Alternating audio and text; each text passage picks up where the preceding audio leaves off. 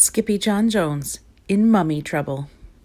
Skippyjon Jones did his very best thinking outside the box, and this twisted his mama's whiskers tighter than a Texas tornado. "Hey you, Mr. McPooch," said Mama Junebug Jones. "What do you think you're doing?" McPoo didn't say boo. He was too busy reading. "Hey, little digger, I'm talking to you," said Mama, scooping up her boy. "A pyramid outside the litter box will never, ever do." Then she saw his magazine.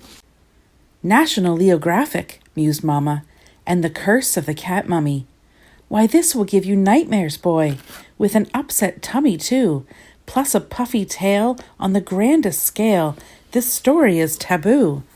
But Skippyjon Jones was in no mood to listen to his mama, so he skedaddled into his room for a really good bounce on his big boy bed. He bounced once, he bounced twice, and the third time he bounced, he said, "Oh, I'm Skippyjon Jones, and I do love my mummy, but if I don't bounce, I get knots in my tummy." Then the kitty boy flipped over to the mirror for a look-see. "Holy smokeito!" exclaimed Skippyjon Jones. "I know you," he said to the doggy in the mirror. "Your ears are too big for your head. Your head is too big for your body. You are not a Siamese cat." Then, using his very best Spanish accent, he added, "You are still the big chihuahua, dude. The whole enchilada." And they just might like enchiladas in Egypt, thought Skippy. So the kitty boy donned his mask and cape and began to sing in a muy soft voice.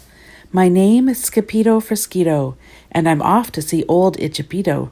My chicos insist, and I dare not resist, the chance to go meet a momito."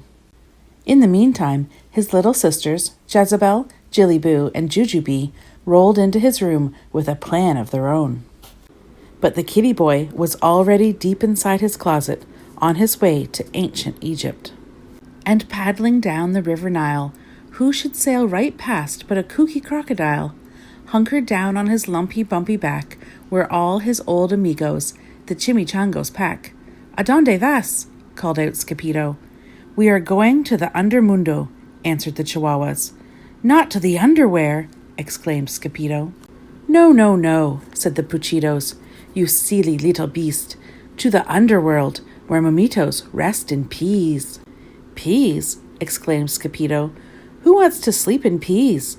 "We do," said the doggies. "We hear they are to die for." "You mean they are better than the frijoles?" asked Skippito. "Sí, mucho mejor, señor," said Poquito Tito.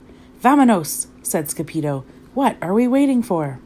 But then Don Diego, the biggest of the small ones, spoke up. "Hold your ponies, Pepito.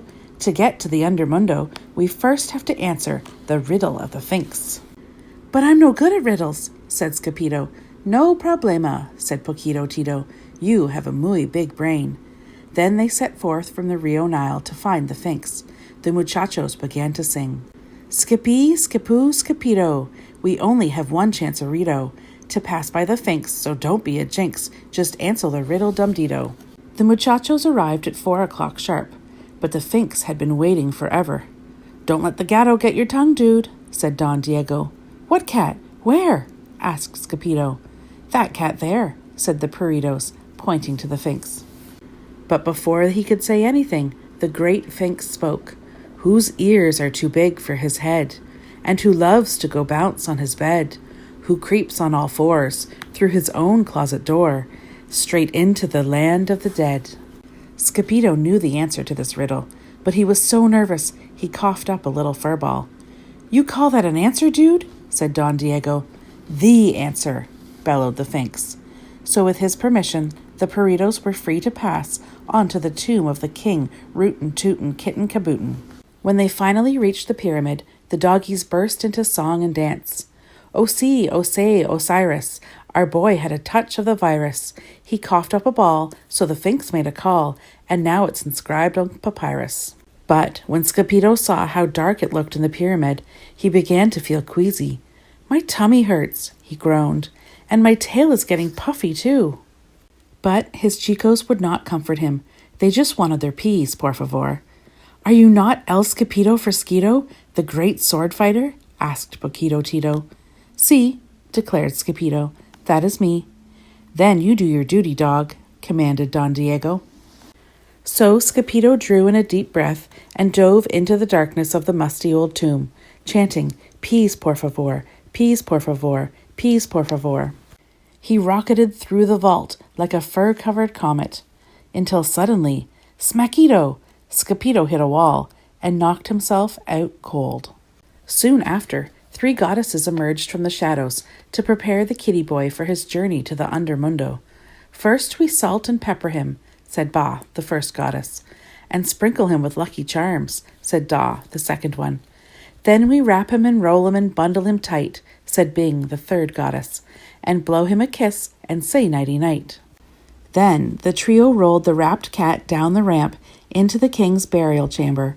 Across the room stood a 4,000-year-old sarcophagus of King Rootin' Tootin' Kitten Kabootin'. And just as they were about to deliver El Skippyjo Mamito, he rolled right into the feet of the oldie, moldy mummy. "Bada bing," moaned the king as he stretched out his paws. "I need to rest in peace." "Peas!" screamed El Skippyjo Mamito, waking up in a flash. And quicker than you can say, mummies, mumps, and measles, he grabbed 2 pawsfuls of peas and hightailed it home. When Los Chimichangos saw El Skippyjo Mamito coming rolling out of the pyramid, they went into a real tailspin. Then all the doggies began to chant, "Green chicorros hot, green chicorros cold, the best chicorros in the world are those that Skippyjo holds." But El Skippyjo Mamito was too scared to slow down, so he chucked the peas at his chicos and kept right on running, straight into the arms of his mummy. "What's the matter, Fuzzy Bug?" asked Mama Junebug Jones. Skippyjon Jones looked back over his shoulder to see if the 3 spirits were still chasing him. "Bada bing!" he wailed, dropping the last of the peas. Then the 3 giggling goddesses raced into the room after Skippyjo with their puppets and a roll of toilet paper. "We're going to wrap you and roll you and bundle you tight," they sang, "and check you for cooties, then kiss you goodnight." That night, Skippyjon Jones was bouncing on his big boy bed. "No mummies in my closet, no mummies in my bed, no mummies in my bookcase, no mummies in my head." Just before he closed his eyes, the kitty boy checked his room one more time for mummies. The only one he saw was his own. "I love you, Mummy," said Skippyjon Jones. "I love you too, Bunny Boots," said Mama Junebug. "Now, go to sleep, por favor."